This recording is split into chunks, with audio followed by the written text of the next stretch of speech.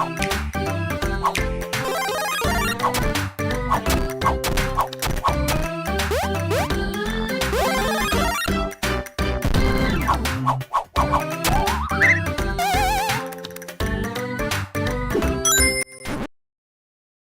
people. Welcome, everyone. Welcome to the podcast. You know what I realized, Birria? I had all my ratios wrong from the last stream I did before. It was all in vertical. you made me change it for the stream I did the other day. Welcome, everyone. Yes, we got awesome podcasts today. We got awesome special guests. There's so much to talk about. Firstly, let me introduce my guest. We have Andre from AndresRestart, a very special guest. How are you, good sir? Yeah, I'm good, man. Thanks for having me. Oh, man, it's a big pleasure. Nintendo. Big pleasure. We're big fans of you over here. We're very excited to have you here to talk about all things Nintendo. We also have Birria507 from Birriando Con Birria. Welcome to the show. How are you, my friend? Good to see you. I'm good. I'm cool. The only thing that I want to say that ATV, I don't want to see you crying when I tell you later on that this next console is coming on 2025. So okay, don't cry. Don't cry. Me and Andre both disagree with you. Like you're in the minority. Like there's no way Switch coming out 2025. No way. But we're gonna get into that. First of all, sorry, go on, Andre. No, I'm saying it is possible, right? But so is a global catastrophe. So Sega could come back. They could make another console. Anything could happen. Hey, they are coming back. They're coming back. First of all, let me know in the chat if you can see us, you can hear us okay, if you can hear Andre okay, if you can hear Birria. I think I've boosted Andre, but Mike just to be sure. But I can boost Birria's as well, which I think I've just done now. So let me know if you can hear everyone a-okay. And then let me just make sure I'm back here. Birria's disappeared somewhere. I don't know where. Right, so we have a lot of topics. Oh, firstly, again, let me just say, some of you might be here for the giveaway. We are going to be giving away a copy of Mario versus Donkey Kong at the end of the podcast, so stick around for that. Jarek, welcome Bilal, welcome Akuma White, saying we can hear. Okay, cool. Hopefully you can hear everyone. Birria, is that you who's got that? Oh wait, that's probably me who's got that up there. 1 second. Just realized something. Let me get rid of that. There you go. That was me. Right, so we have a lot of topics today. There's been an insane amount of rumors about, well, the Nintendo Direct. The Switch 2 is a daily occurrence of insane amount of rumors going on every single day. There's obviously a big deal about Microsoft's big podcast tomorrow, which has maybe big implications not only for them, but what it might mean for Nintendo in terms of third-party games going forward. So we're going to start with all of that as well. If you want to ask any questions, we can see at the bottom there, we can see your questions. So feel free to ask and we'll answer as many as we can. I feel we should probably start with the Nintendo Direct, only because I assume many people thought it was going to happen today. Some rumors said it was going to be today. I wasn't that sure. I know some of our guests wasn't sure whether it would be today. In fact, some of them thought it wasn't. So I'll start with, were you surprised, guys, that the Direct did not release today? Were you expecting it today? Nope. No, everything's kind of I'm not surprised. It's Nintendo. They do what they want, so. Yeah, I mean, the thing is, it's supposed to be a partner showcase, right? And most partner showcases just kind of they just drop them, right? They're not going to announce them ahead of time. They have announced them ahead of time before, but not always. So like, yeah, I mean, I thought maybe they might announce it today, but I was more so prepared for it to just kind of drop tomorrow, right? So if it's not tomorrow, then that's enough. So that's a different conversation to have, right? But like, this is all kind of according to plan, as far as I'm aware. Yeah. Birria, what do you think? You're not surprised? I really don't know. Nintendo, there are something. But we need some information, because beside Princess Peach and that Peach game, I think we don't know. We don't have anything else. So maybe tomorrow, maybe Friday. I don't know. With all this Xbox rumor. So I don't know. Maybe. Yeah. So the crazy thing, though, right, is that if what's being reported is a partner showcase, right? So that's going to give us third-party stuff, Yeah. It's still not going to tell us. I mean, maybe they might announce like a Xenoblade Warriors or something like that, you know? No. Oh, straight away, that'd be amazing. It's just an idea, right? But I guess the point is, though, is that like a partner showcase is probably not going to tell us the published Nintendo titles that are coming out April, May, and June. Yes, sir. So how do they give us those?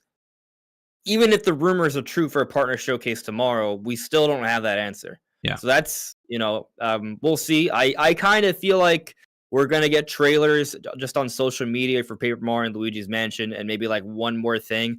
Maybe we see in a partner showcase tomorrow, or maybe next week they make an announcement about it.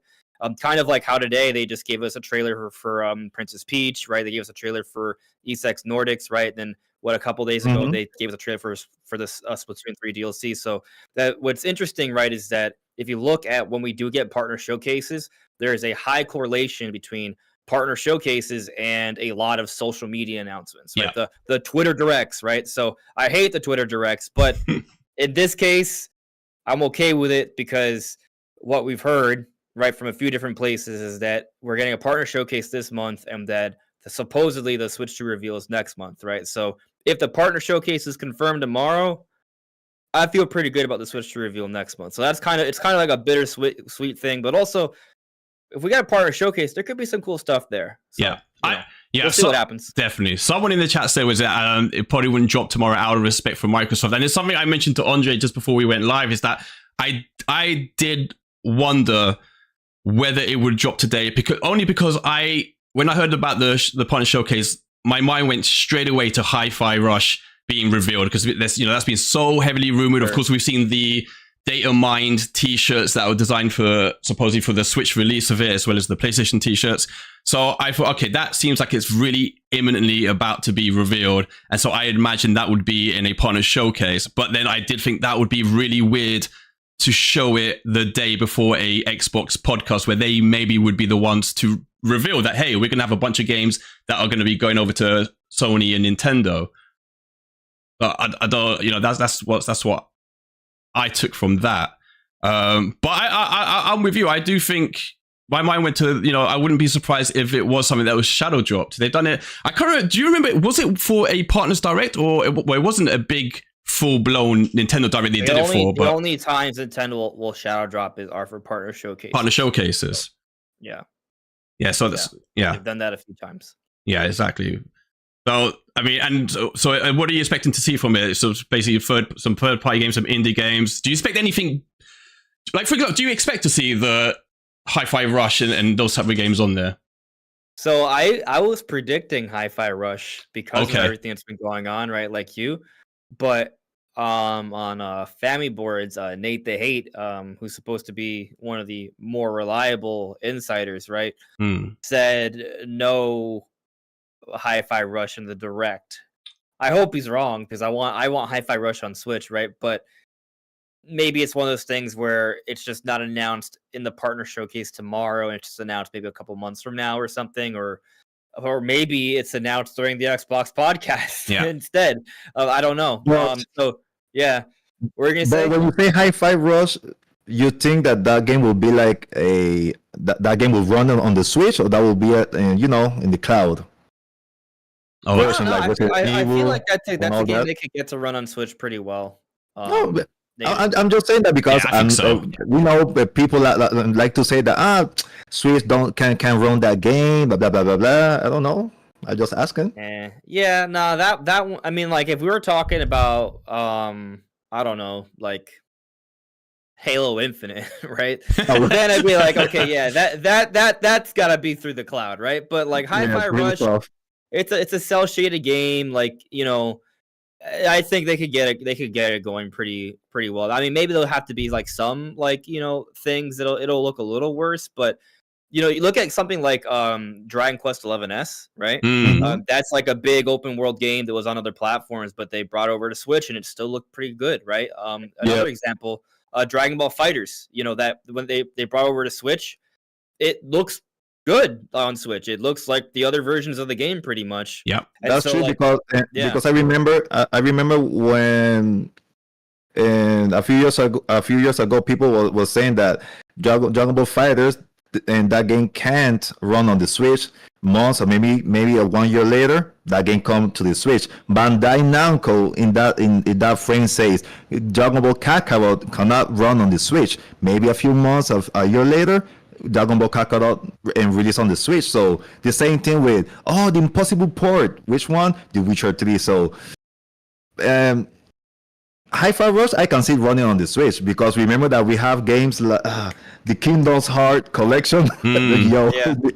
Nah, bro. You know, just so I'm a little bit worried about that. I just quickly on that. I expect for sure it can run. I mean, some of the games that people have made on, like I always go back to the most impressive port I've seen. I think Birria knows this. My favorite game on Switch is Dying Light. That game is an incredible port, and it's like a massive open world. It's got all the same amount of objects in the Switch version, same amount of zombies running around. It holds, it's 30 seconds locked. You know, the resolution stays at minimal 720. It's an unbelievable. So it's like when developers want to put effort into a Switch port, like it can be done. Obviously, you can look at Doom and Doom Eternal. Yeah. You know, there's lazy ports. I think there's another one like there was like an Alien Predator game. Alien Isolation. That game, that port is insane. They did a analysis of that on Digital Foundry. I think there were some things about it that were arguably better than the PS4. Yeah, right. Yeah. It's pretty crazy. Was weird. Yeah, I mean, and I think it happens because, well, one, technically the Switch is more modern hard. It's weaker, but it's more modern, right? So there's different like techniques they can employ, and like, you know, as time progresses, right, developers find more and more tricks and ways to take better advantage of hardware, right? So, you know, things like that become more and more possible. Yeah, absolutely. Let me just give a quick few shouts to some people who've joined us. We've got Battling Acorn, welcome. Newbie Place, welcome. I think I saw Cornelia, Birria's mom, Birria 507. Mom in here, giving support. Hola, Cornelia, ¿qué tal? You gotta say hello, family, of course. How dare you? I won't say nothing. Craven, welcome to you. Jerick, editor, welcome to all you guys. We're seeing your questions. If you have any questions, let us know in the chat and we'll answer them. What I did want to ask then, so because I agree, I think it will be a partner showcase. And I mean, we'll talk in depth about the Switch 2 later, but should it be indeed a partner showcase, what do you think that says about when the Switch 2 will be revealed? Yeah, well, I'm curious about how you feel about this, right? Because you're a 2025 defender, right? So, Birria is not me. Shame on him. Right. So, like, wow. Okay, thank you. Well, no, I'm just curious, right? So, like, you know, if we get a partner showcase, does that make you rethink that, or do you still think it would switch to next year, even if it's just a partner showcase tomorrow? For me? Yes. Yeah. Okay. Let me see how I can say, and I can say in English. Okay. Sorry, I don't have the best English in the world, so let me think about perfect. It. Okay. Pause. Okay. Okay.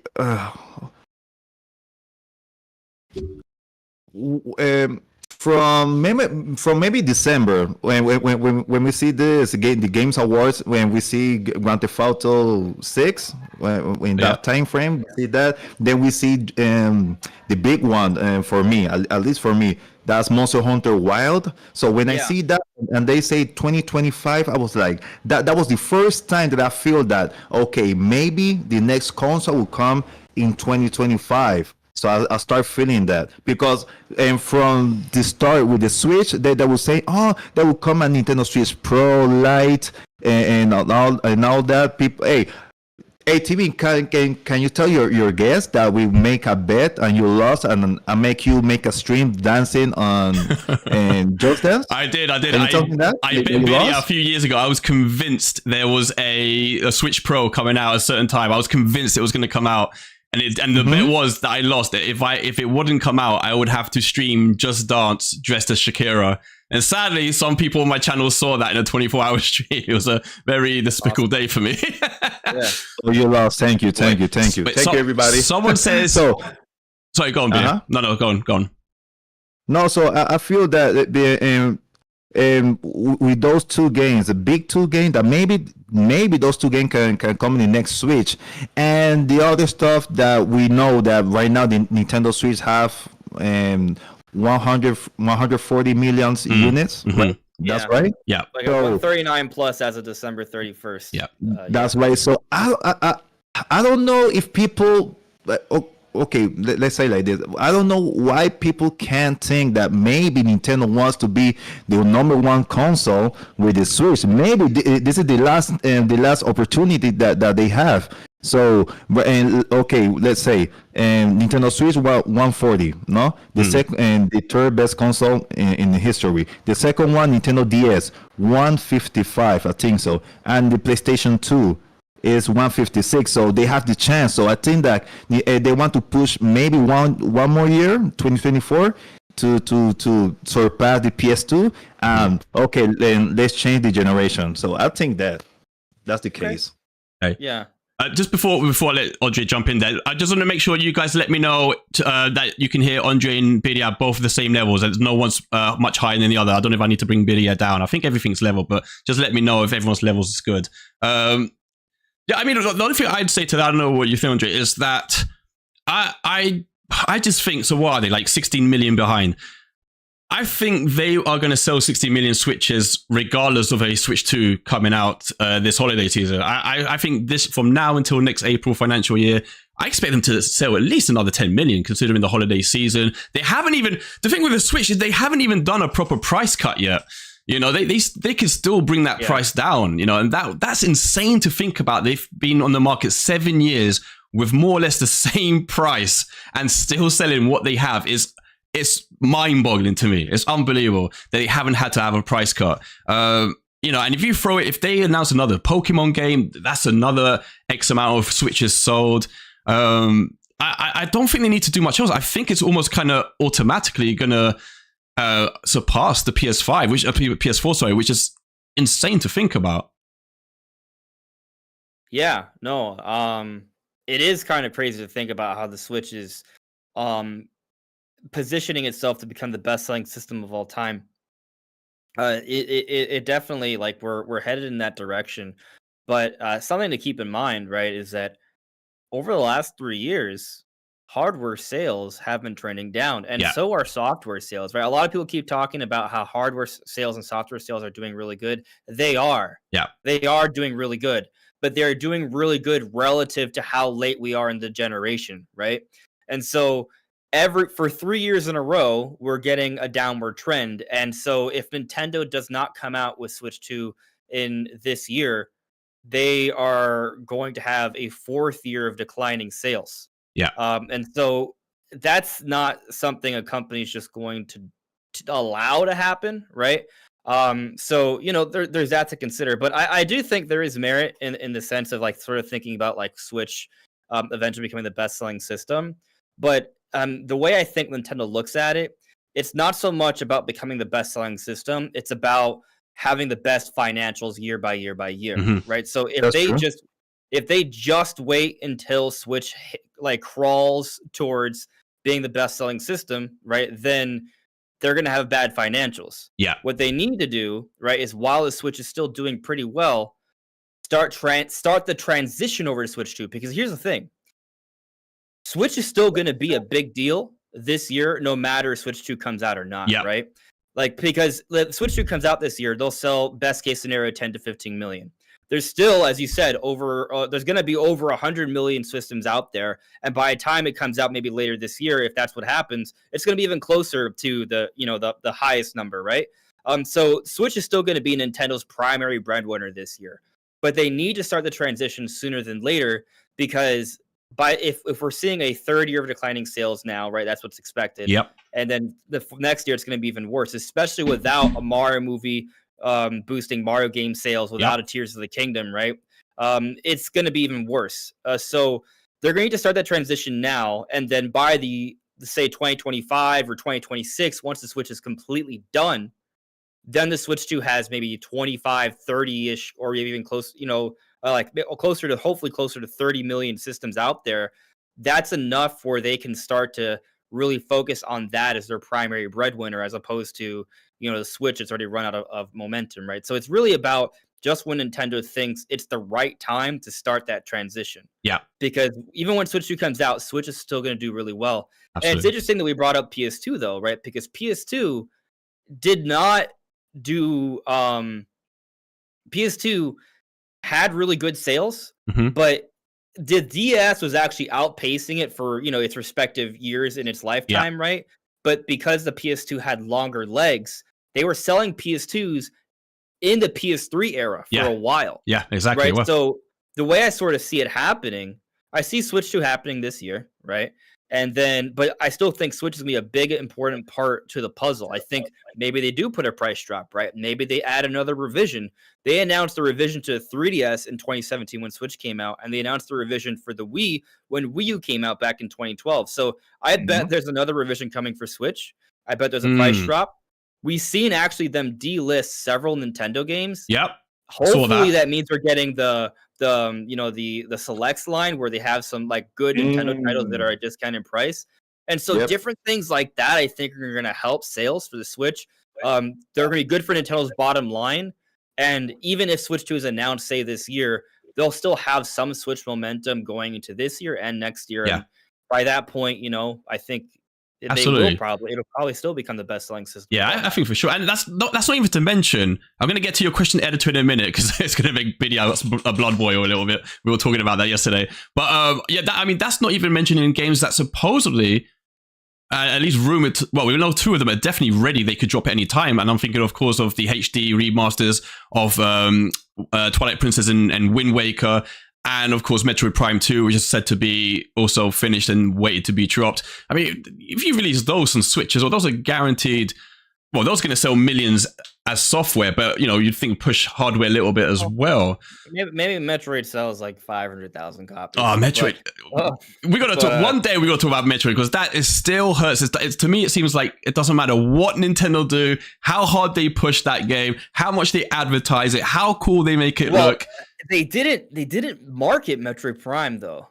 They not Metroid Prime. No, I think so. In my head, I was thinking of Metroid Dread, but yeah, you're right. Metroid Prime, they didn't. The thing is, Metroid Dread did good. Yeah, it sold over 3 million. 3 million. That's pretty good for Metroid. It is. It is. Yeah. It is for Metroid, but it still hurts, right? You think 140 million Switches and 3 million owners bought Metroid Dread. And it's like what is the disconnect between Metroid? Do you think it's got amazing action, amazing exploration, incredible worlds, insane boss fights, amazing music? It looks like a sci-fi epic from the 80s. It's like, what is the disconnect between that game? I think there's a lot to it.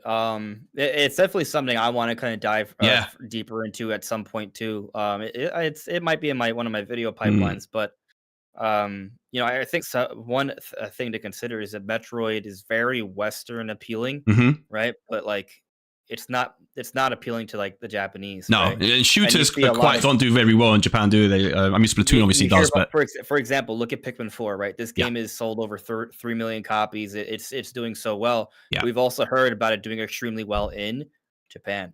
Yeah, right. Metroid got to 3 million.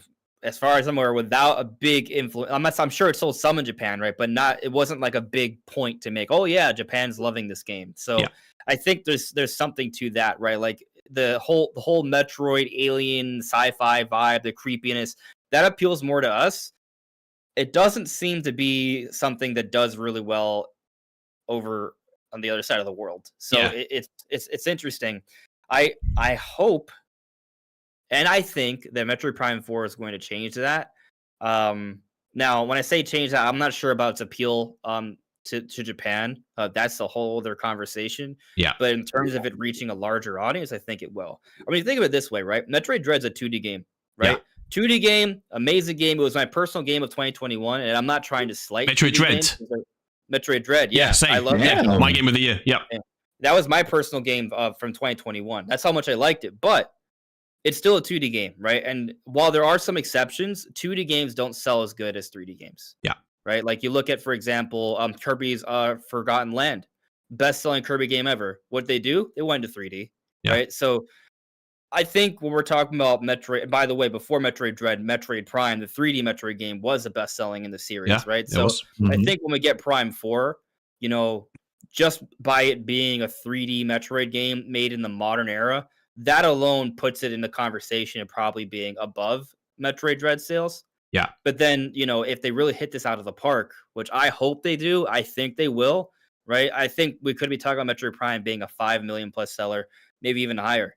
Yeah. And so, it'll change the conversation for Metroid, I think. For sure. Yeah. Sorry, we say something, Birria.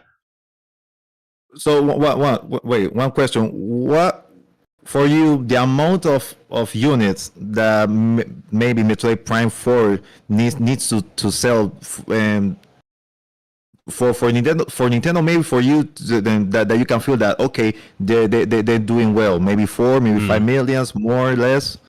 Yeah, that's a good the question. amount of Yeah, I don't know Nintendo's financials, right? So like what they think and what I think are probably two different things. Yeah. But I feel like I honestly it's like Xenoblade. I would like to see. I love Xenoblade. I would like to see Xenoblade selling one day, maybe 10 millions, 9, something like that. But Xenoblade doesn't sell, and that's a beautiful game, bro. So for me, that hurts. That hurts. So, but here's an interesting difference between Xenoblade and what's going on with Metroid, right? So Xenoblade's made by Monolith Soft, right?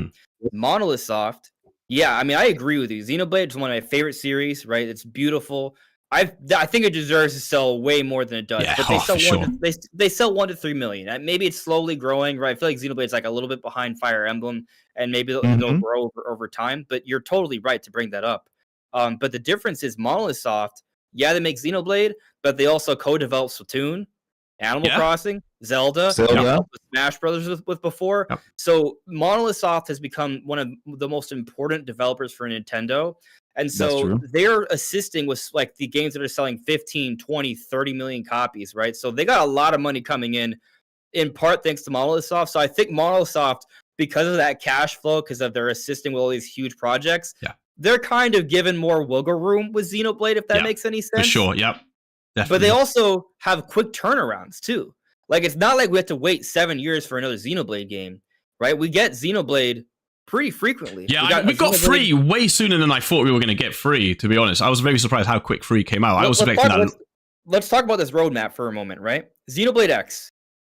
That was a huge, expensive game for Nintendo, right? And I think they probably, I don't know for a fact, but I feel like they lost money on that.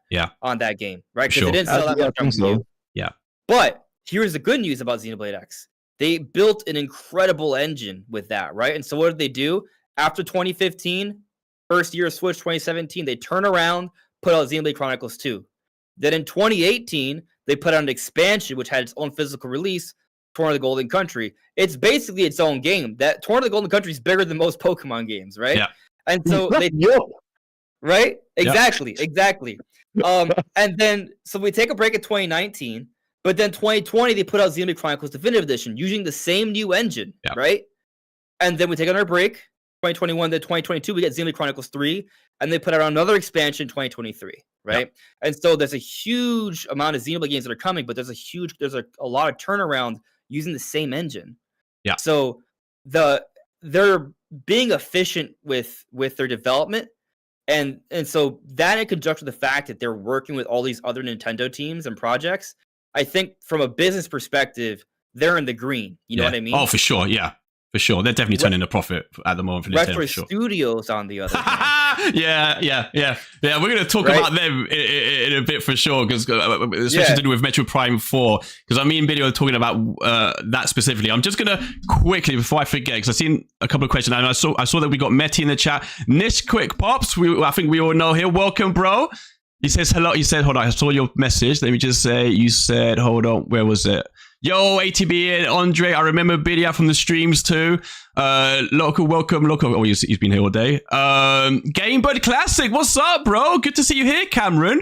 Welcome, bro. Very good to see another awesome YouTuber there in the chat, as well as this Quick Pops, who says Xenoblade deserves more sales, but to be honest, 2 to 3 million is great for a JRPG game, but JRPGs can achieve even 7+ millions, like Dragon Quest XI and Final Fantasy VII are. Which is true. Like, that's true. There are some that I suppose hit more with an audience. Like it's true. Like when Final Fantasy comes out, that always seems to have a big audience. Ever since Final Fantasy VII on the PS1. I feel like every release of that is it gets so much hype. Wait, bro. But remember that they need to make a change with Final Fantasies and remake. They did, because maybe they won't sell too much with the old system, the old combat system. I will ask our guest. You think that maybe Xenoblade they need to change and that combat system, because it's not like appealing for every single body, or no, at least enough to sell like 5 or maybe 10 million, because it's not so. It's not so easy or appealing, because we need to be we need to be realistic. When you play Xenoblade, normally your player will start hitting automatic automatically. It hits your character, hits automatically. So that's appealing for everybody, because normally you just press a few commands and he will do it. So I don't know, is that game appealing for a huge amount of people? You're asking whether they should change the combat system. I think it's a good point to bring up, Birria, because I mean, it is true. I think a lot of people look at the combat for Xenoblade without even giving it a try, and they're like, "Oh, that doesn't look fun to me," right? But I think I've seen a lot of people say, "Oh, Xenoblade's turn-based." It's not turn-based though, right? Yeah. I think people don't understand the combat in Xenoblade. Now, I agree. I think if you ask a lot of people, I think a lot of people would assume it's turn-based.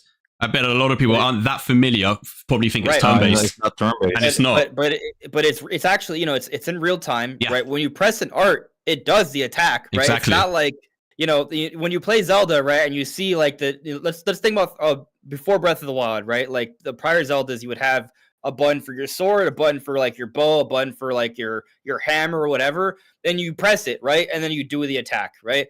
It's not that different from pressing an art and then you do the art. Yeah.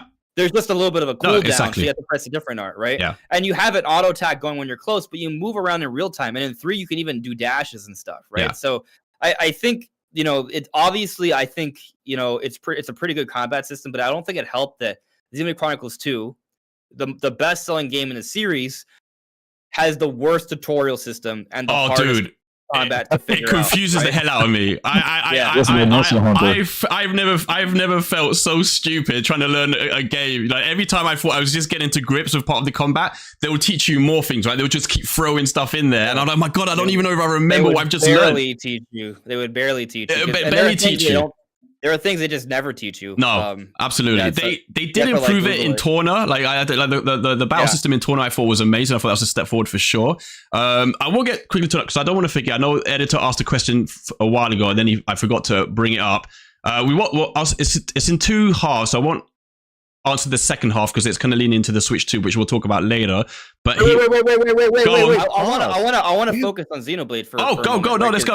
I'll just leave this question. I'll leave this question there. Go. One more question before you move on. So to our guests, okay, if you can take Xenoblade, anyone, 1, 2, 3, X, whatever. If you can take this saga and you can make like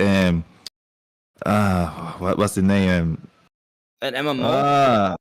Sorry? Talking about an MMO? No, an MMO no. Se me olvidó. ¿Cómo le dicen?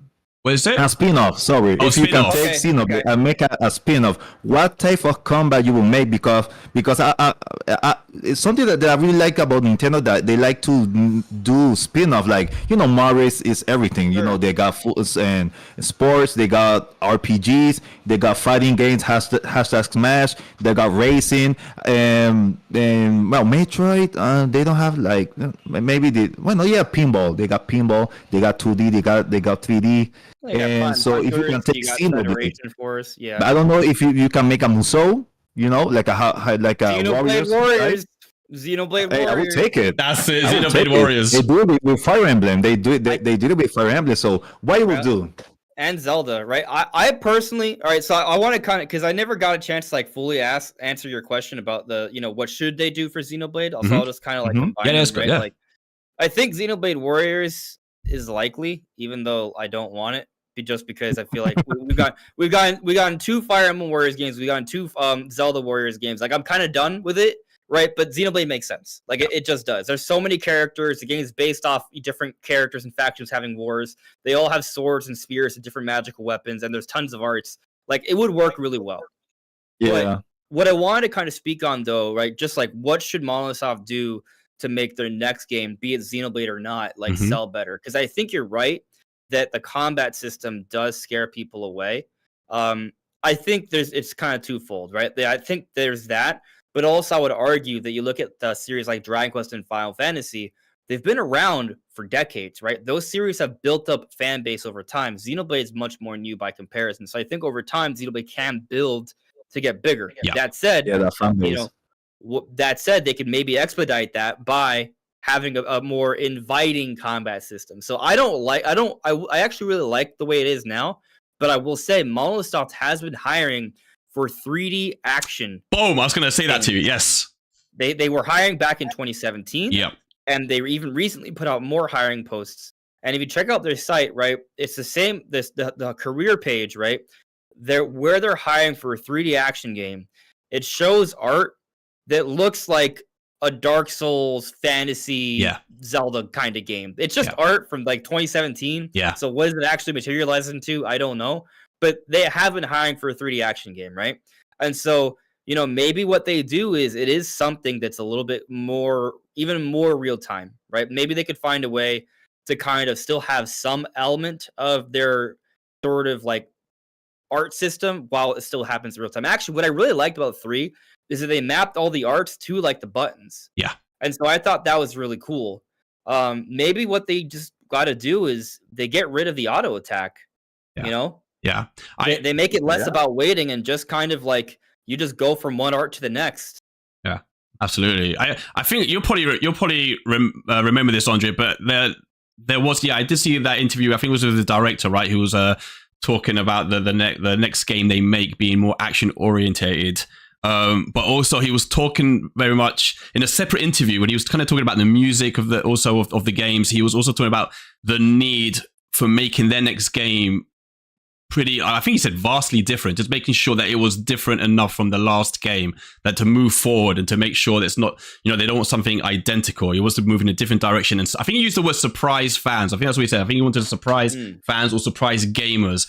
And I kind of saw it like you. The first thing I thought of was, okay, they're probably going to change the battle. It's probably going to have an entirely different battle system.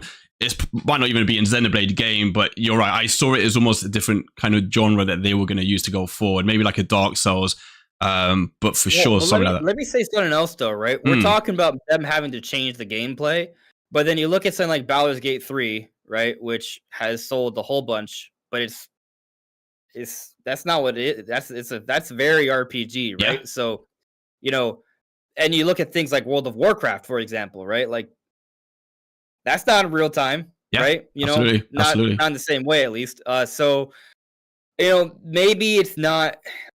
I guess what I'm saying is I think there's maybe different paths that they can take, right? There's not necessarily one answer. Because, like, what if the next thing they do is a big MMO?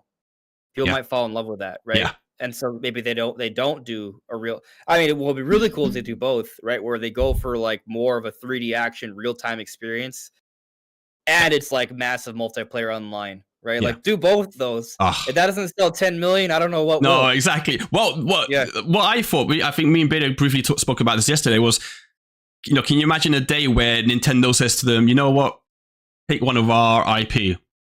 You know, like which one do you want to make a game out of? You know, do you want to do a Zelda spin-off, or do you maybe want to do a Star Fox game, or, you know, something like that, or something original but with our characters? Because I kind of really like the idea of Monolith doing a Zelda spin-off starring Zelda, you know, and kind of like that, and just having her own adventure, but it being a bit more action orientated, not a Zelda open world type of, you know, clone game, but something a bit more action third person orientated, somewhere almost kind of in between Zelda and what do you call it, Fire Emblem Warriors, you know, Zelda Warriors, you know, something like that. I thought that you know, they could probably do something really awesome with that, and I feel like Nintendo would trust them to do something with one of their existing IP. I agree. Yeah. I know me being able to talk about that. Someone, I'll go to editor's question, because I want to move on to the next topic, so I'm very aware of time, which is going to be Xbox. But just briefly, editor asked whether we think Nintendo will introduce a new IP anytime soon. I think he said there wasn't any on the Switch, but I'm sure I mean, if you look at stuff like 1-2 Switch, that's new. That's a new game, and there's new IPs happening all the time. They create. I mean, they create. Yeah, I guess the question is it a new IP that you care about? Yeah, exactly. That's another question, right? Yeah. But there's plenty. I mean, Aaaand is a new IP, right? Yes, exactly. Yeah, I think Nintendo get a lot of hate for this. Ring Fit Adventure is a new IP, right? Which is awesome. Nintendo Labo is a new IP. Yeah. You know? Aaaand. That's what he said. Andre said Aaaand. Yeah. Nintendo have this weird reputation. Pokken tournament. I don't. Yeah, Pokken. Pokken tournament. What's that? Wait. That was before. Pokken tournament. It came from the Wii U. Yeah, from the Wii U. Yeah. No, Nintendo they've had this weird reputation for almost relying too heavily on Mario and Zelda and Donkey Kong. I always think that's insane to me. Like every console, they tend to release at least a few new IP. You know, like even back N64, they had like Animal Crossing for the first time. I think on the GameCube they had Pikmin, WarioWare. On the Wii they had what did they have on the Wii? I can't remember. They definitely had a few different. Obviously Mario Sports. Nintendo Sports. Wii Sports. Sorry. And sorry. What? No, just the whole. Oh yeah, every console they've always seem to. They've always got new IP. I think like a complete opposite to a lot of developers that do lean on the same. I think what some people say, like I think people don't realize just how many Nintendo has a whole bunch of stuff, right? We just talked about Xenoblade and Fire Emblem and Metroid, right? And those are all like niche Nintendo franchises. Yeah. Right? We didn't talk about Splatoon, Zelda, Mario, Pokemon, like Animal Crossing. Those are all way bigger. You know, like Nintendo has a whole bunch. You know, we haven't seen a new Star Fox in a while, right? We haven't seen a new Donkey Kong in a while. And so, like, maybe Nintendo hasn't created another. I mean, Splatoon's fairly recent, right? That came out on Wii U. But I guess maybe what people are asking for is, like, they want another Mario, right? Yeah. But not Mario. That's what he says. He says a big franchise he's asking for, editor. When will they release the next big franchise? I think Splatoon became a big franchise. Yeah, massive one. Right? We're trying to make Xenoblade a big franchise, but people aren't buying the games. You know, like.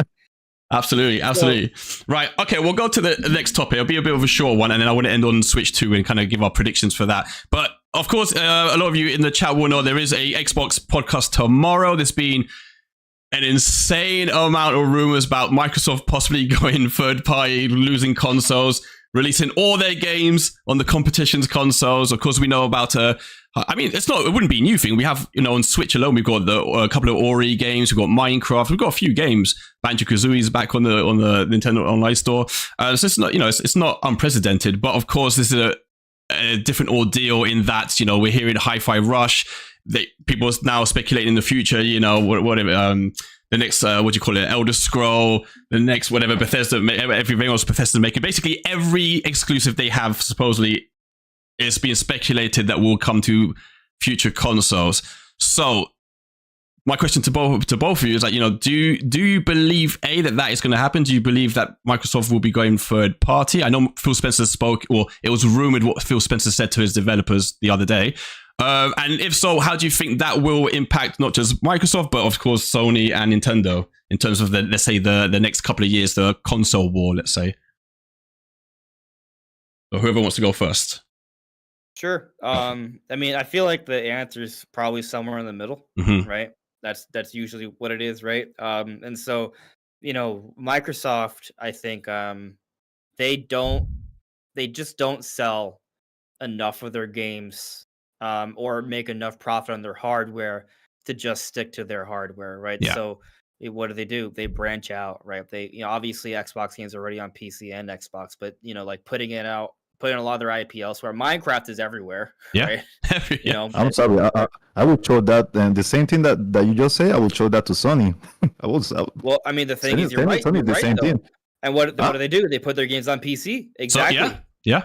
Exactly. Because okay, I was telling ATV yesterday, it's not the same that, let's say, God of War. Let's say God of War just reached 10 million. So it's not the same thing. You reaching 10 million and just, selling your games at $60. It's not the same reaching 10 million with, a few discounts. Oh, today we got God of War in $15 or $10 or no, bro. Animal Crossing, maybe 45 million units. $60? It's not the same. Exactly. You hit the nail on the head. It's not the same money. Yeah. Right. And so because of that, what Nintendo has no reason to want to branch out. Their games don't drop in price, and Ever. they continue to sell. They sell better than the other systems, and they have at a higher price. Yeah. Right? Like, I mean, heck, look at Tears of the Kingdom. People are like saying that, you know, Tears of the Kingdom only sold 20 million. Yeah, it's insane. Right? Maybe they did slow down a little bit for the holidays, right? Yeah. But it's a $70 game. Yeah, and it's still 20 million. Yes. Exactly, 70 million at $70. It's like, you know, because what did Breath of the Wild sell? Was it 40? Was it 40 million Breath of the Wild at $60? It's 30. It's like 32 million. 32 million. Like that. So, Yeah. and you know, I was telling Billy yesterday. If you saw the Wii list, U might be close to 33. oh yeah, of course, like that, yeah. Because I see a few people saying that Nintendo in the next generation they need to make or create some sort of Game Pass to compete with Xbox or Sony. I was like, no, they don't need to do that, because I feel this is what I feel. Xbox, there was in a huge problem with the Xbox One, so they try to create something from nowhere, and they create the Game Pass. If Xbox or PlayStation, if they sell like Nintendo, there will never be a Game Pass, because they are selling well like Nintendo, you know, 15, 20 or plus units. But right now, Nintendo with a Game Pass, they don't need that. They don't need that. No. They make lots of money already. Someone's Sword Domo in the chat says Game Pass Switch to launch, hopefully. That is a question. I know Phil Spencer said. I think he said no. I think he said that Game Pass wouldn't launch on Nintendo or Sony. I think he said that after a lot of speculation, which I don't necessarily believe. It just but I guess just functionally, like, do you think Nintendo wants to have Game Pass on the eShop? Like, that doesn't seem like a good deal for them. I don't think so. But but do you believe Phil Spencer when he says that they will continue to create new consoles, or do you think that's something he just has to tell his development team because morale will? Let's listen to that podcast tomorrow.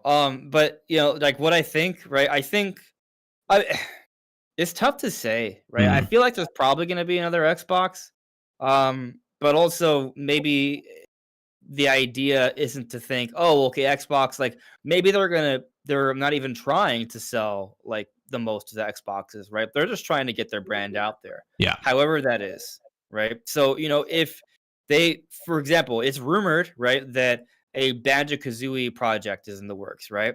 And so that sounds awesome to me, right? As an N64 fan, right? But I play a lot of rare games, right? So it would be awesome. But if they only release it for Xbox, guess what?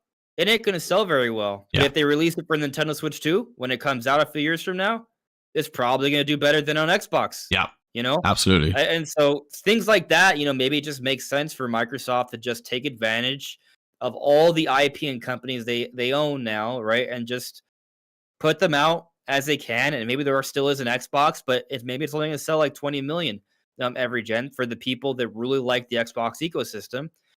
And that's it. Yeah. I mean, that's fine. Yeah. I mean, because otherwise I can't remember how much they bought Bethesda for now. What was it? Wasn't it more than like what Disney paid for Star Wars? It was something insane like that. It was an insane amount of money. So like they obviously have to sell an insane amount of games to make up that money. And then supposedly they're losing money on Game Pass anyways. So it's just like, you know, they have to make up money some way. And obviously consoles, I saw the other day, I think they're at 27 million Xboxes, and PS5 is at 50. It's just surpassed 50 million. So they kind of, you know, they're getting beat there pretty heavily. So it's like they're almost like, if it wasn't for the fact that it's Microsoft, you know, they're just leaking and bleeding money all over the place. So it's like they do need to do something. Wait. PlayStation, how many consoles? 50 million. PS5, 50 million supposedly. Wait, 50 million. What they name? They're selling their name. It is crazy to me. It sold 50 million. That I still can't believe it. Like, you know, to me, it's the only thing that I need to say. 2023, just only one game, Spider-Man. I'm telling you, if Nintendo does that, if Nintendo get to do something like that, just one game, I will tell you, every single gaming community, they will burn Nintendo out. Yeah, they will burn them. Yeah, they're lacking excuses for sure. Sorry, Andre, you were going to say. Sorry. Did you guys hear that Sony confirmed apparently that they have no games planned for the next fiscal year? I didn't hear that. No. Hold on. No major games. I'm sure there are definitely games, right? But what do they find as major is probably up for debate.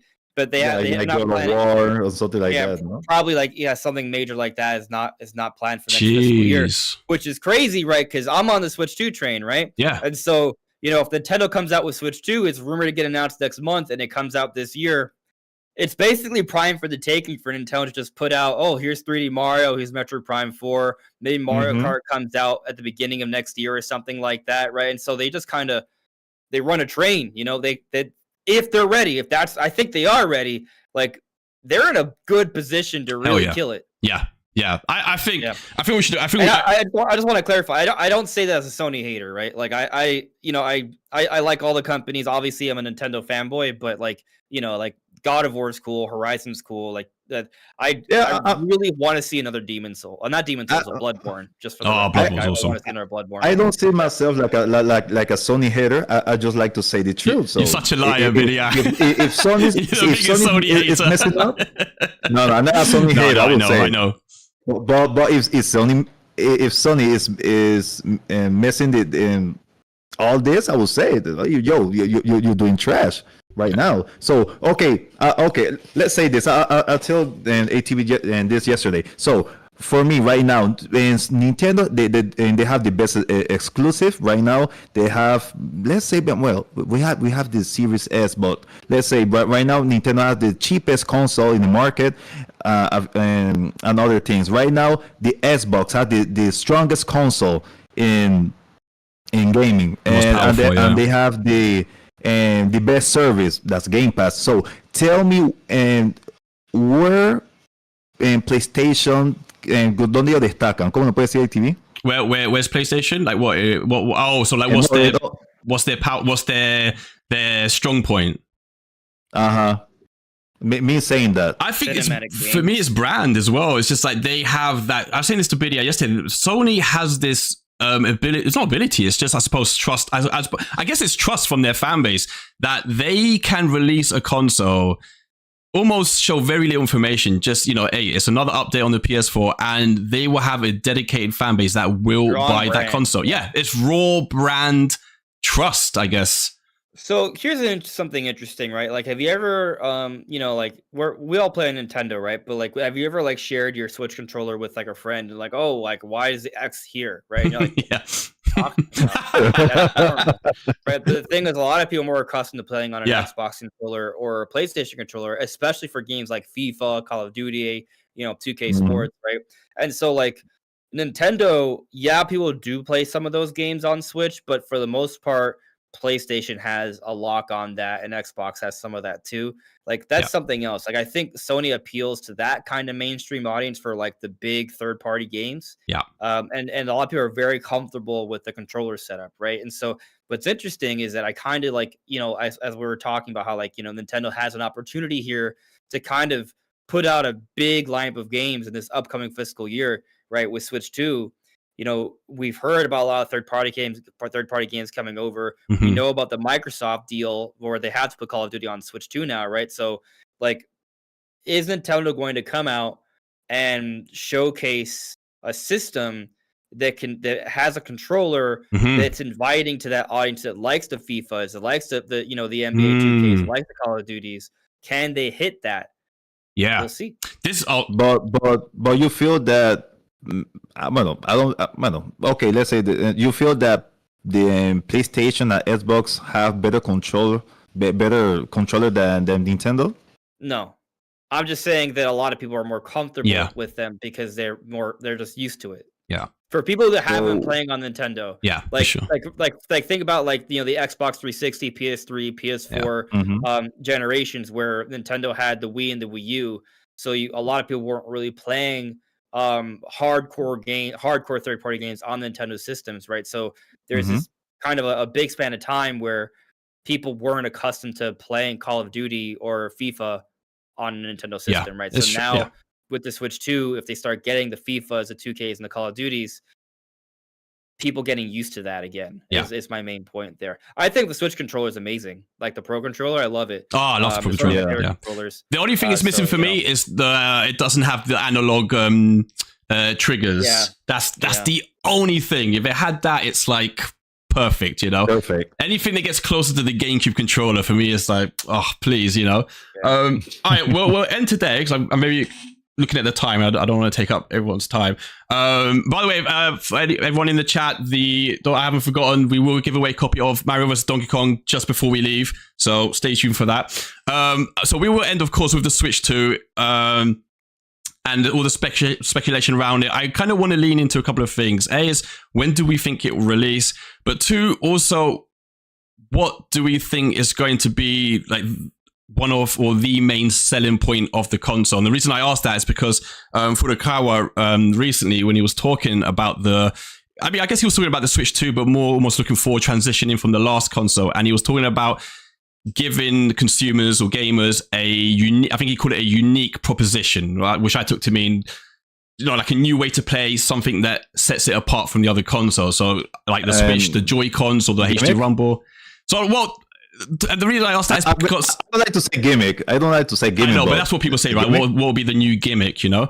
And I guess I asked that because I know a lot of people still will ask, you know, I miss the days of Nintendo when they just went head on with specs and went just head on with Microsoft, Nintendo, and Sony.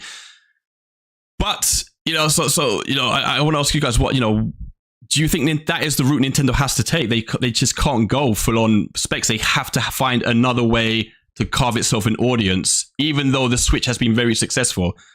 I want to know what your ideas of what the console might be, because I don't think anyone here thinks it's going to be just a straight up Switch 2, more powerful, same thing, or do you?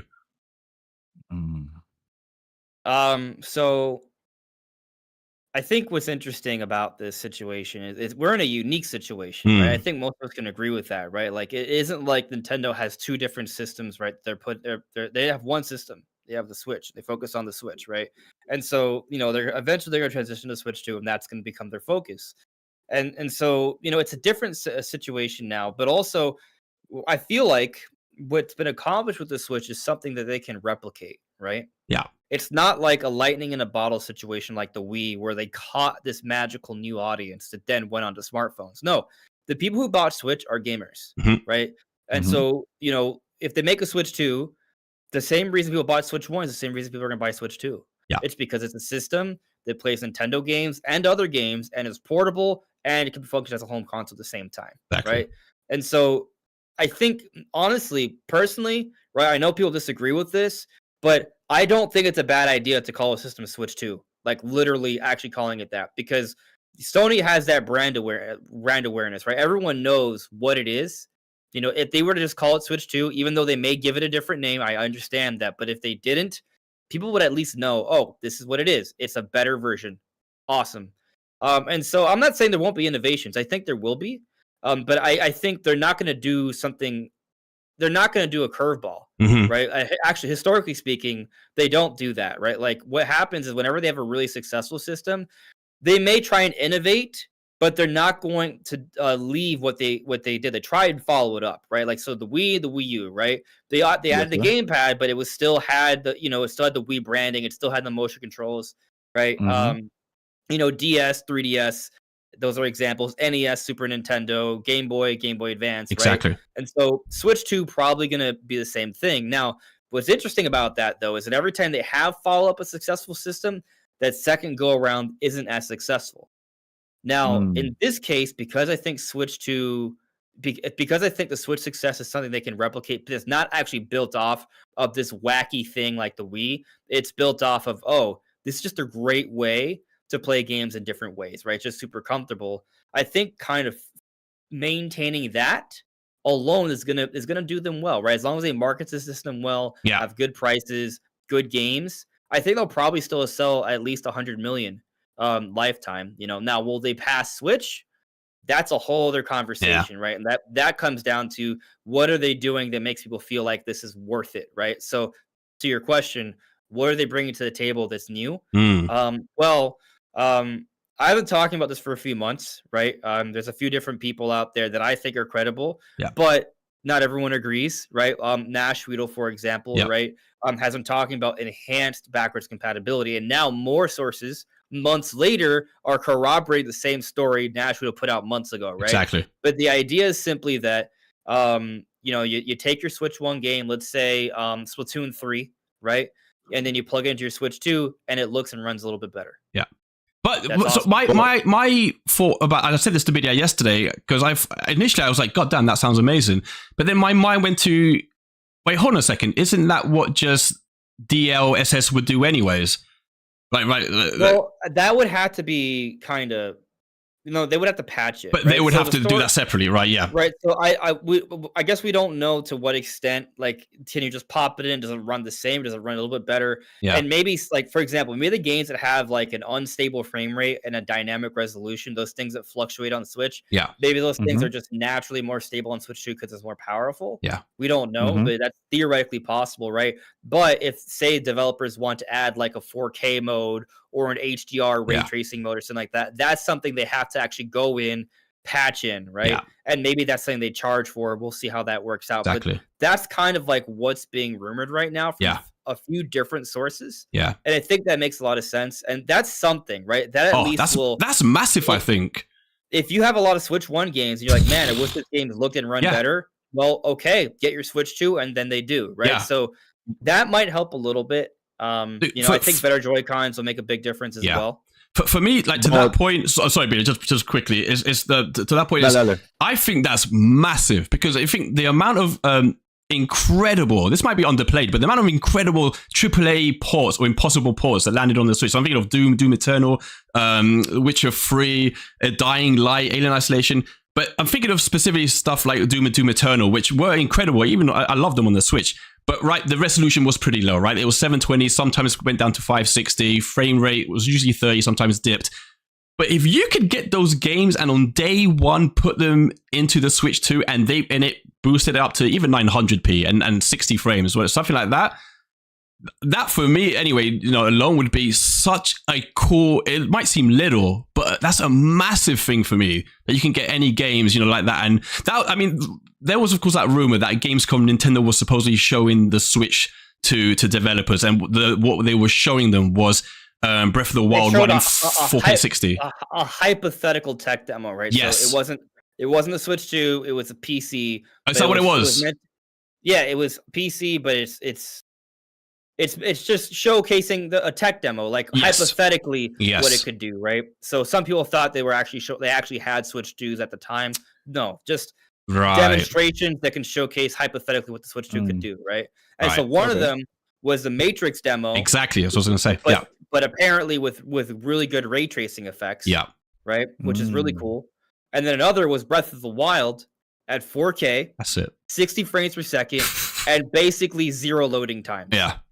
Ooh. And the loading time part is crazy, right? Because imagine, like, the thing is, in open world games, what happens is, like, there's pop in, right? Like, so when you when you walk towards it, you might see a tree pop up or something. With systems that can load things in quicker, that's less noticeable, right? Or like when you fast travel, instead of having to wait on that loading screen where you see all the different like stats, you just you see the blue gas or the blue energy, and then boop, there you are again, right? Like it's kind of like what we see on PS5 and Xbox Series X now, where they tout like instant loading. I think that's the idea, that they want to do something similar to that on Switch 2 as well, where games are just going to they're going to load more seamlessly, and that does improve gameplay. That makes it better. Oh, massively, for sure. Yeah. Gamebirds are saying, he was asking for some sort of dual screen functionality, please. We need DS and 3DS on that NSO, or some sort of dual screen attachment. Wishful thinking, but who knows? Yeah. I know, like, I don't know what Billy S thinks. There's been, I mean, a lot of people have seen the patterns. You guys have probably seen the patterns of the. Sorry, Billy, you go on.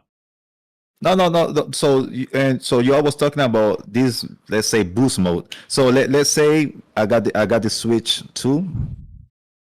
Let's use this name. Yeah. So if I take Doom, the first Doom, and I put on the Switch 2, so I will play like a smoother version of the of Doom, or I will be playing like the Xbox PlayStation version of Doom.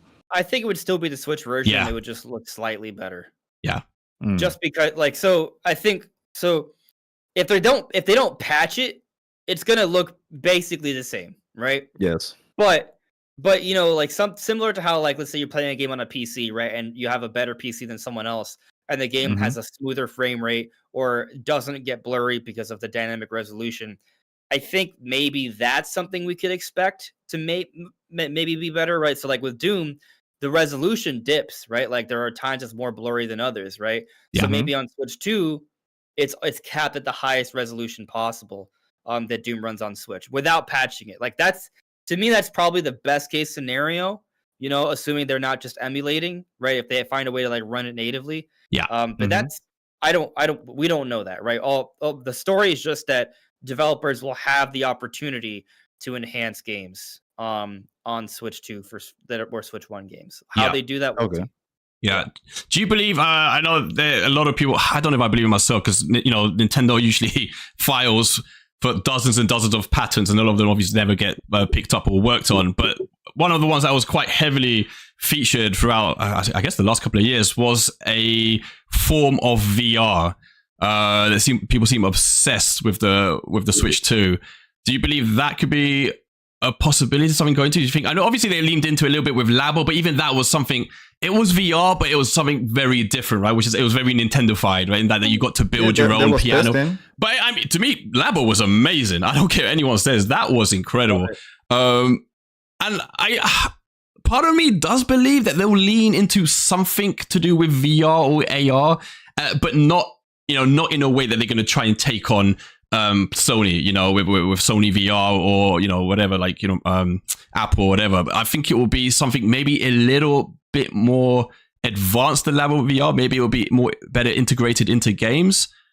But that's why the thing to me that Nintendo always feels like they almost feel that they have to innovate in some way, like almost have to stand out in a way. I feel like that's in their nature. And so, like, you know, with all the enhancements, graphical and performance enhancements, I think that's a given. I'm sure there'll be maybe something different about the Joy-Cons. So let's look at the N64, right? The N64 was a vastly more powerful than the Super Nintendo, right? So that was probably like maybe the gen where Nintendo was the most competitive graphics wise, right? Like they literally had the most powerful console in terms of 3D graphics back then, right? But they still did other things to innovate, right? The N64 had 4 controller sockets, right? It really pushed local multiplayer, right? They introduced the Rumble, right? That expansion pack with memory cards and Rumble, really good point. Also, it also worked for Pokemon games for like the transfer packs as well. They also had the joystick. They actually had an analog stick. Yes, the first 360-degree one. And a trigger. Yeah. The Z trigger, right? So like, they did do things that were still innovative, right? That we adopted later on. So like, say with Switch 2, maybe it is just a more powerful system that runs games better. You know, maybe it just has a better operating system, things like that with DLSS and all that. Games look and run vastly better. But that's appealing. But that's appealing enough because they got that on PlayStation and Xbox. For me, it is. You know, what I'm saying though, right, is that there will be other little things. Yeah. Right. So like, what if, for example, you know, like, for example, there's a patent for like scroll wheels, right? So what if the shoulder buttons, they bring back triggers. What if L and R also can scroll? Right? So that's more options, right? What if they give us a better version of HD Rumble, you know, which is what PS5 has basically. So like, there's little things they could do. Something I personally wanted to bring back, right, that I think was actually a really cool thing that they did was Street Pass. Oh, that was so good. Yeah. Come on. Yeah. BD as well. Yep. I feel like it kind of hurts me when I think about it, because Street Pass is better when more people have the system, right? Yeah. And so like they added Street Pass to 3DS, which did half as good as DS, right? They needed Street Pass on DS, right? Or they needed Street Pass on Switch, but they didn't bring it to Switch, right? But so I hope they bring it to Switch 2, and hopefully Switch 2 does pretty well, because like that's a cool social feature. Oh, it was incredible. That was, you know, like when you get home at the end of the day and you open it up, you see how many people like waiting in the line. It was so cool. I said this before. There's lots of things even on the Wii U that I missed that I wish was on the Switch. You know, like I miss Miiverse. Like Miiverse. Yeah. Oh, I love Miiverse so much. You know, Miiverse is better than Twitter. Yeah, yeah, exactly. It was so cool. No, the other thing is as well, they might have more competition. Like, you know, obviously there's rumors that Sony's going to release another actual portable machine. I think one of the rumors came out yesterday was that supposedly Microsoft might even, and obviously there's the Steam Deck and the Asus, like they're gonna almost be more in a more crowded place, especially when people now accepting the fact that you can play AAA games on the go, and they do look incredible. And that's why they need to try and do like something very different, like to say, like a gaming, because they are not alone anymore. We got that I would say that trashy and the PlayStation Portal. Oh, the Portal, and the Steam Deck, and we got like 4 or 5 companies doing Nintendo Switch copies, so they are not alone anymore. Yeah. So they need to try. They will do some sort of craziness like they always do, like our guest was saying. Vitality sensor. What? Yes. The vitality Bring sensor. it back. Bring it back from the grave. That would be so cool. Well, oh man, remember that. Well, hear me out though, right? So vitality sensor, right? Imagine you're playing Metroid Prime 4. Yes. And the game can sense just how stressed anxious you are. Yeah, exactly. Right? That'd be so good. Yeah. Do you imagine? Oh, that would be so good, man. Or what if they bring back Eternal Darkness? People were talking about bringing back a new IP. That would be the perfect game to have the vitality sensor. And they had didn't they? I mean, not recently. I think it was a couple of years ago, maybe even longer now, that they entered the copyright. Well, renewed the copyright for Eternal Darkness. I think that was a few years now. So it's like, oh, maybe, but then that could be because they might put it on. Who knows? Maybe we'll get GameCube games on the Switch too.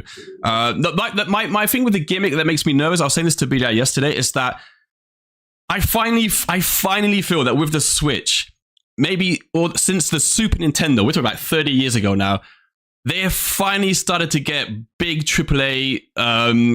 AAA third parties on side again. It still blows my mind that we got like Skyrim and we got Witcher and we got Doom and we got like Dying Light and we got these games, and we're gonna get Call of Duty back, supposedly, all this kind of stuff. And it's like I said this to Bida yesterday. What makes me nervous, I think the next step for Nintendo now is, because these games, it's amazing that they're on Switch, but I get nervous they're not selling what those developers wish or hope they should be selling, right? I don't know what the sales at the end was for Doom or Skyrim, but I know it wasn't anywhere as close as the other versions. And there's many reasons for that. They kept adding the game, so I mean, it couldn't have been that bad. Exactly. So they must have been good enough. And so the only thing that makes me nervous is like, sometimes I feel like, okay, what's the next step? I feel like maybe does Nintendo need to push those first parties more, almost, because they still, I think it was EA, I know it was EA, so we can't take everything they say at face value, but I think the reason they gave for not putting more games on Switch was that because Nintendo Switch consumers buy it for Nintendo games, right? And that's why when you look at the list of the top 30 best-selling Switch games, they're all Nintendo, right? They're all Nintendo published games, mostly. I think 90% of them. And so, do you think that Nintendo has to do a better job? I know Biddy disagrees with this, but do you think they need to do a better job of almost putting the third parties more in the spotlight, making more of an effort to get those games for Nintendo players to buy them in bigger numbers? Or does Nintendo even care? Because at the end, they're still selling loads of consoles. They're still selling millions of their own games. I think, they should just put out their best games. I mean, that's what they did for Switch, and it worked. Yeah. The fact of the matter is, right, you look at the entire Switch era, Nintendo has kept games coming. Yeah. Right? Like, every month there's at least something, pretty much, right? Maybe there's one month they don't have something, but the next month they'll have two things, right? Like, for example, this month we have Mario vs. Donkey Kong and the Splatoon 3 DLC. You know what I mean? Right? And so there's always something, pretty much. And so what I mean is, like, they've had third-party support throughout the Switch era. It's been maybe not the best, it's been a lot of indie games and older games, right? Not all AAA games, but that's not because of sales. Yeah. That's just because, the Switch is underpowered and it costs a lot just to get it running, right? Yeah. And then yet we still get something. We got Hogwarts Legacy recently, right? Yeah. Batman as well. Batman Knight. Apparently Hogwarts Legacy did really well. Yeah. On Switch. So like the games do still do well, even when Nintendo has some big games coming out during that same time. Mario Wonder, Mario RPG, right? Tears of the Kingdom, Pikmin 4 came out before. So Nintendo had strong games coming out in 2023, but there were still some big third parties. So my point is simply, I think Nintendo has a platform now where they can just put out the games. there's tons of people out there with different types of interests. Just put out the games. Yeah. And if a third-party game is not selling well, that's their fault. Definitely. Absolutely. That's simple. Absolutely. Okay, I got two more quick questions, and then we'll end. We'll do the giveaway. We end to both of you. Firstly, when do you believe the console will come out, and what do you think it was going to launch with? Oof, that's hard. That's hard.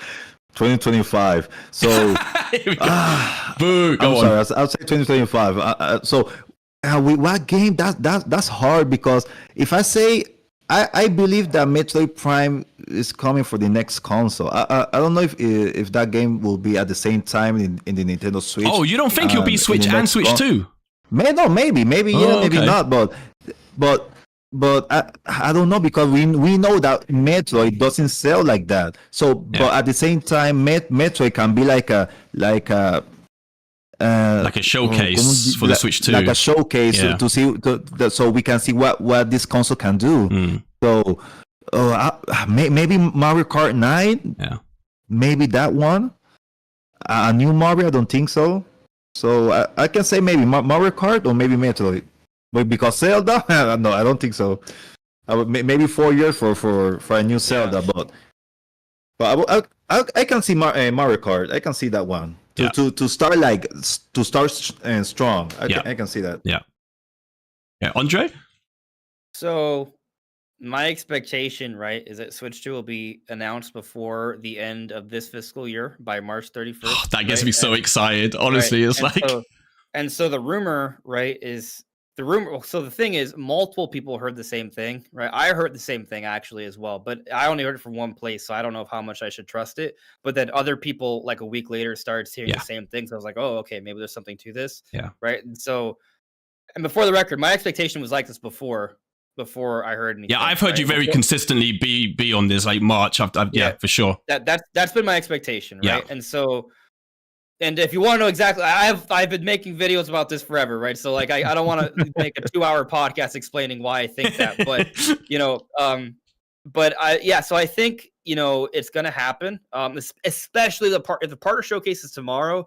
To me, that says that what we've been hearing is probably right. I agree. And so if that's the case, right, I think that they'll probably announce it before GDC, the Game Developers Conference next month. So that puts us in the first 2 weeks of March. Yeah. And hopefully that's true, right? Because it's been kind of slow for Nintendo news lately, right? Yeah. So that'd be pretty exciting. Yeah. And what's interesting though is if that is the case, right? We'll see. I think that it suggests the system's coming out sooner than later because you look at when they revealed Nintendo Switch, it was revealed October 20th of 2016. Came out March 3rd, 2017. That was only 4.5 months. God, that's nothing. Wait. Right, so like if they announce Switch 2 next month, then that puts us around August or September, give or take a month or so. Yeah. And so my expectation has been by the end of summer, right? And I've always said, hey, by the end of summer technically means September 22nd, right? Yeah. So I actually am thinking September, maybe August. That August is like the very, very earliest, right? And so if they do that, right? What's exciting about that possibility is that, okay, well, then they can have more than one game come out for the holidays, right? They could have like a few. And so I think the lineup is, it is debatable. Like you brought up a good point. Like, how do they position Metroid Prime 4, right? Is it worthwhile as a launch title? That's definitely debatable. But I think launch window, right? However Nintendo decides to do it, I think we're getting 3D Mario. Where I think we're getting Metroid Prime 4 cross-gen. I actually kind of agree with you, right? Yeah. That maybe what we can do, Birria, is they put Metroid Prime 4 maybe first on Switch 2 at $70 that has like the visual enhancements. And then maybe a couple weeks later, they put it on Switch for $60 and it still looks good, but maybe just like a little bit better than Prime Remastered, right? And so they actually did basically that for Twilight Princess. Yeah. So Twilight Princess came out first on the Wii with the Wii control enhancements. And then a couple weeks later, it came out for GameCube. So maybe they could do that for Metroid, right? But yeah, basically I'm thinking, we see Prime 4, 3D Mario, Pokemon, there's always a Pokemon game every year, right? So that's going to come out for Switch 1, but maybe there's a graphics patch for Switch 2, and so I think those are going to be their big games. Maybe they throw in something like a new Switch Sports or like a new Nintendo Land. There's always like that kind of like party game they put out to start off a system. Yeah. I hope it doesn't suck. Like, I don't want a 1-2 switch. That was bad. You don't want to milk cows at launch? The milking cow game? Unless it's like the cows in Moo Moo Meadows from Mario Kart, then no, right? So hopefully it's something that's really fun. Yeah. And then I think Mario Kart is soon. I think it's coming out next year though, like the beginning of next year. Like, you know how Nintendo likes to put out like big games for March? Yeah. I could see the next Mario Kart coming out March 2025. Yeah, I agree. I think for me personally, I'm like you, Andre. I think it will be unveiled next month for sure. I'm also thinking summer for release, only because I think like September. I was talking to Biddy about this yesterday. I thought September might be a little late, only because I feel like September is so close to like the holiday November release dates, or the usual holiday season release dates, that it made me think if it came out in September, people might think, well, not everyone. There's a certain amount of people going to buy it day one regardless, but then a larger group of people might think, you know what, maybe I'll wait. Maybe we'll wait till November to buy it. But if they release it like July, August, I think you get like almost two massive launches almost. You get like the dedicated hardcore, we're going to buy it day one, bam. And then another massive amount of surge in the holiday season. And I think that would be massive. That would be like, what a way to just continue insane sales. Yeah, I think we saw that Bloomberg had put a report that they had heard Nintendo was putting together. They had ordered like a whole bunch of 8-inch LCD panels. I was going to ask you about this. Yeah. And they're looking to sell 10 million plus. Yeah. In this upcoming year, right? Yeah. So, that would that's a pretty good number. That's insane. So wait. So you think that the next Nintendo console is going to be 4K? That's a good question. So sort of. Maybe not 4K. It's debatable, but I think it'll be 4K capable, right? Yeah. That doesn't mean that most games will run at 4K. But I think what a lot of people may be missing out on, right, is that NVIDIA has been pioneering DLSS, right, which is like this AI upscaling technology. And so, it's really good for performance, right? It helps games run better with frame rate. It improves the resolution, right? But also, even newer versions of DLSS offer frame generation, which it can improve frame rate even more so. Although some people suggest that Switch 2 might not have it, but also ray reconstruction, which is like a better version of ray tracing. So we could be looking at some really good lighting effects, right? So like, if NVIDIA is building a custom chip for the Switch 2, and it has that technology in there, they're going to be like, the Switch 2 is going to punch above its weight, and it's going to allow it to have really good visuals. My prediction is that I don't want to like talk about teraflops because I feel like that's a misleading thing because there's all these different, there's so many other variables, right? But my prediction is that like the visual impact, right? Like how games will look to our eyes will be something around Xbox Series S, not X, S, right? So like definitely Switch 2 won't be as powerful as like a PS5 or a Series X, but like, can it get close to Series S? Like the weaker, cheaper version of Xbox? Yeah. I think so. Yeah, I can see that. Yeah, I had a very similar opinion, and I thought I could see maybe Nintendo games like the next Splatoon or Mario, Mario Kart. I could see them maybe being 4K 60, but the AAA ports, let's say the next generation of Impossible ports, might be 1080 30, 1080 60, or like you say, Andre, using DLSS to appear to look 4K and such. I mean, I'll remind you guys of the tech demo from Gamescom, right? Breath of the Wild 4K 60 with no loading. Now, granted, Breath of the Wild was made for Wii U, right? So how big of a deal is that actually, right? It's not like Horizon. It's not like running Horizon at 4K 60 with no load times. It's Breath of the Wild. It's a simpler game in some ways. So that's true.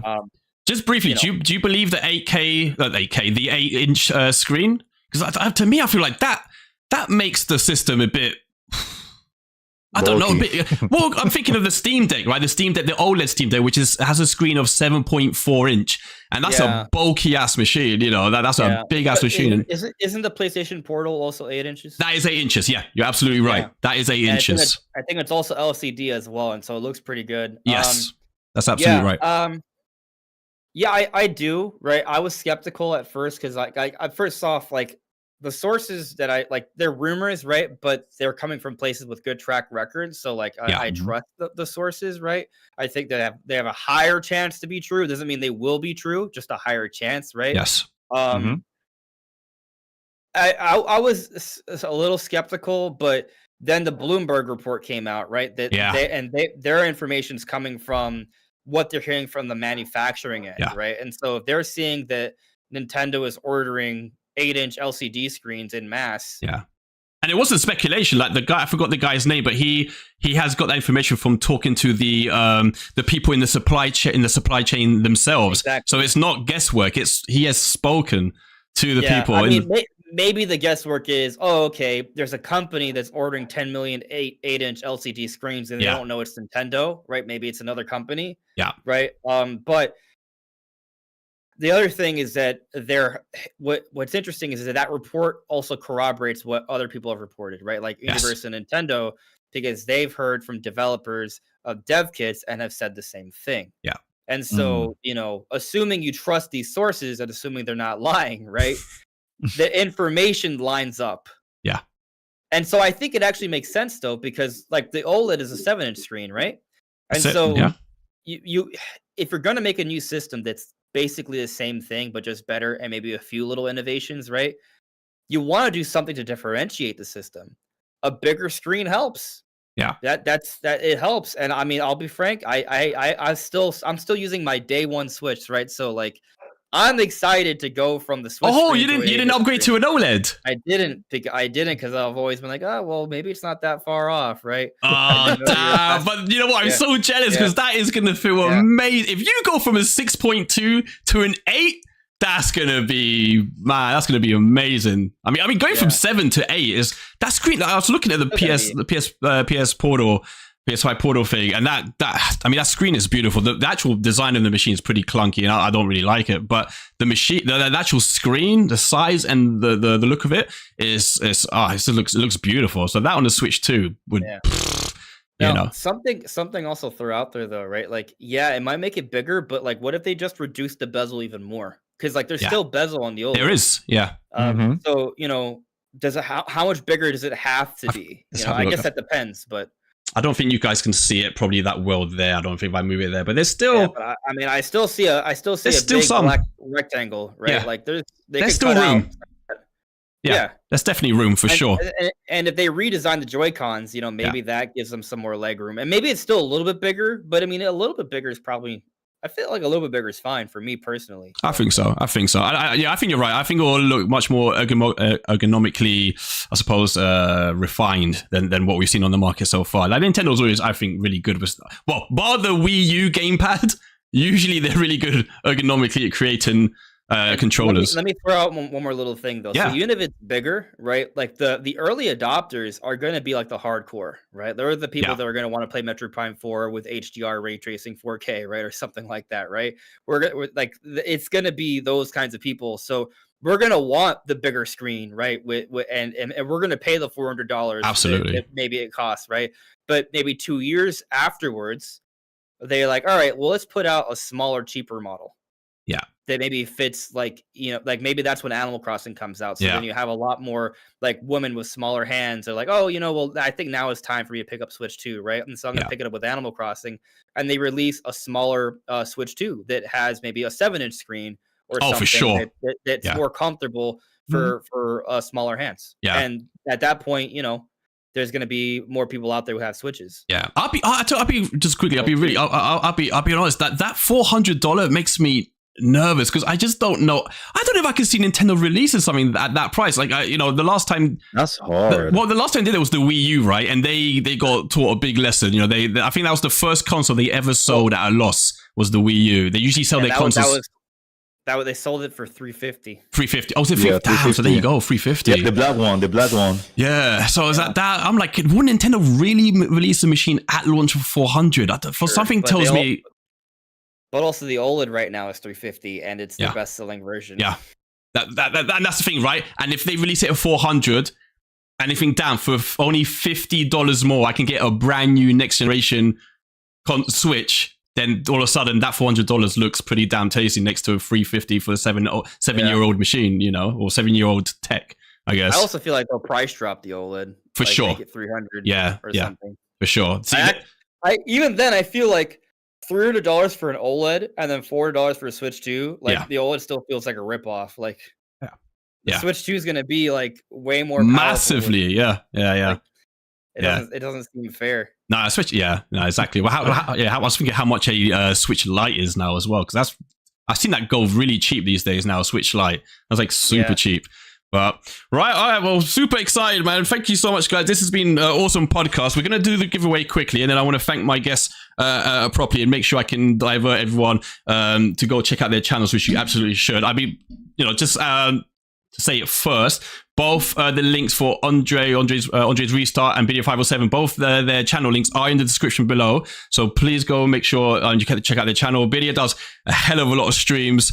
Does mostly in Spanish, but he will talk to you in English if you bust him with some English. He speaks Duolingo. Andre Restart does. You do. Andre Restart, Andre does incredible videos, does news, podcasts, information topics. He's got lots of really interesting, insightful takes on Nintendo and the video game industry in general.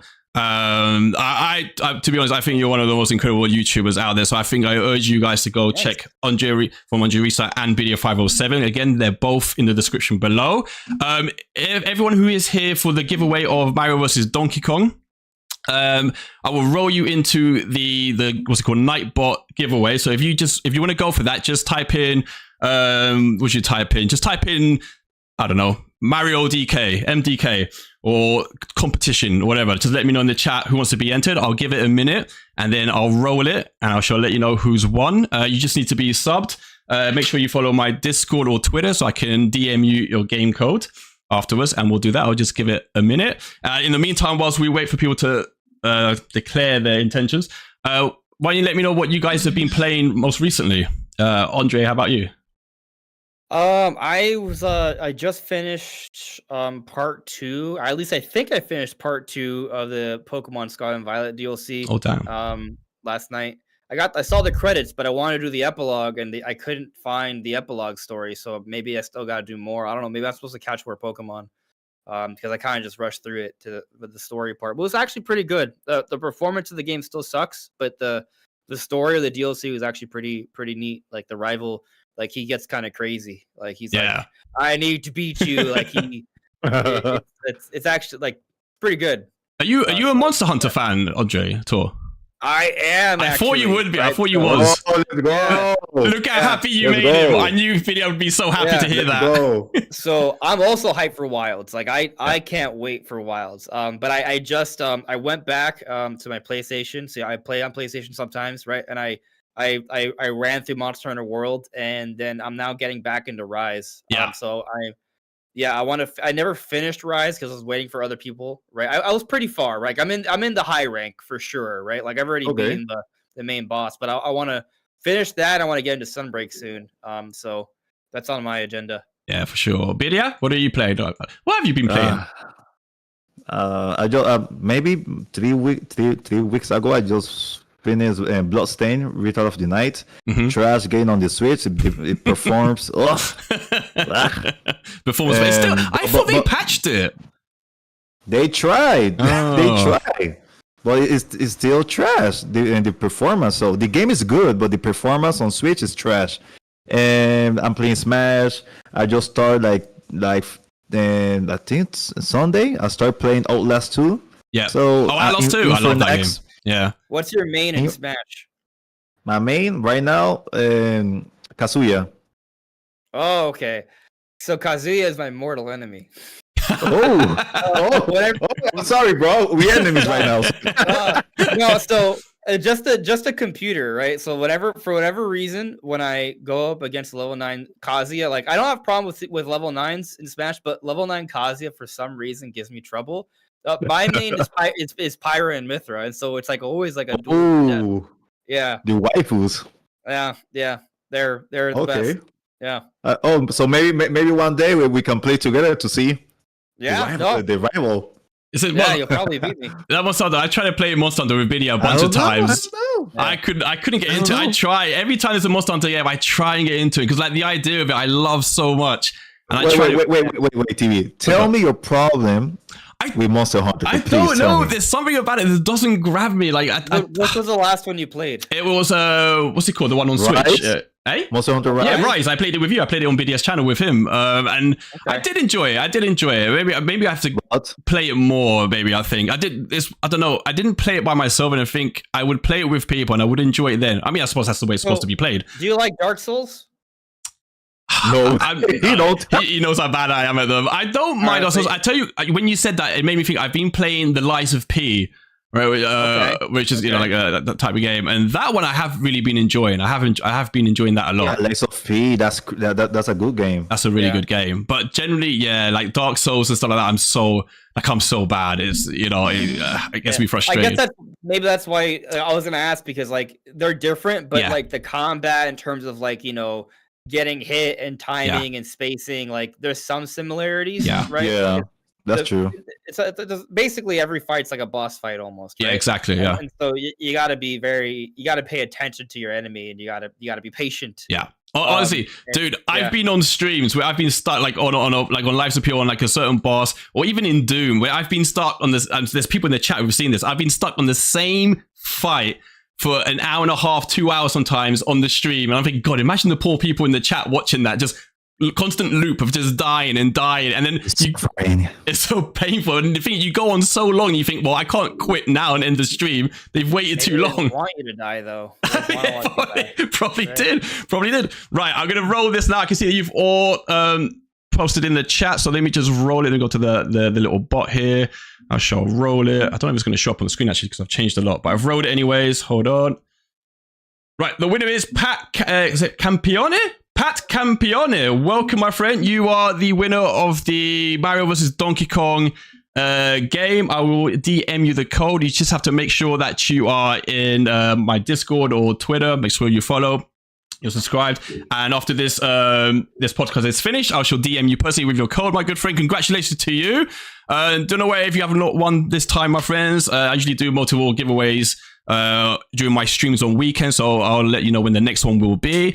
I want to thank everyone in the chat for joining us today. Of course, I want to congratulate. Thank Birria507, congratulate you as well. Thank Birria507 for joining. Thank you so much, my friend. Again, his channel link is in the description below. I think you can. Birria, where can they find you? You're on Twitter, no? No, just on YouTube. No, and Instagram, so they can find me there. Yeah, and your YouTube is in the description below. Again, as I said, Andre, thank you so much for joining us. You know, I know you are a super busy dude as well. It means a lot to me to have you here. To talk all things Nintendo. Yeah, no, like I said, I've been following I saw the other day, actually, I've been a member of your channel, I think 11 months now. I was like, God damn, man, that went quick. That's super quick. But I really enjoy your videos. I'm not just saying it. I watch all your videos. Thank you. I always find what you say really insightful and interesting. And actually, you always come from an angle that I haven't really thought myself. So I always find it really interesting. So I urge everyone here to, again, check out AndresRestart's channel. It's in the description below. And where else can the people find you, Andre? Well, yeah, I mean, Andres Restart. I post most days of the week on YouTube. But, you know, you can find me on Twitter as well if you want to annoy me there. Perfect. And before I go quickly, editor, you still plan on streaming Jedi Survivor? Yes, I do, this Sunday. So get ready for that. He's going to watch me die multiple times. Wait. And Dying Light 2? What happened?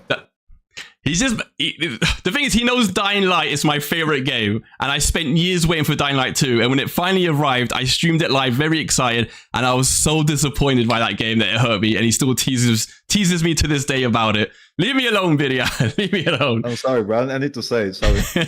Right. Okay, my friend. I'm going to end the stream here. I shall see you all. I'll be back tomorrow with another news video. So until then, everyone, have a good one. Take care, everyone. Bye.